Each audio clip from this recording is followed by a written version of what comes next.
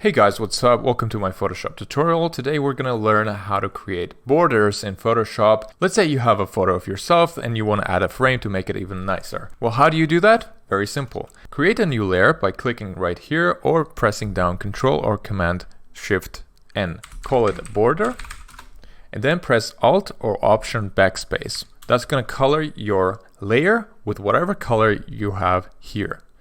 So with that, just double click the layer, go in stroke.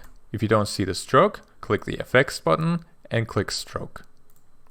Once you're there, make sure the position here is set to inside and you can choose the color that you want the border to be. And then just move the size left from right to determine your size. Press OK.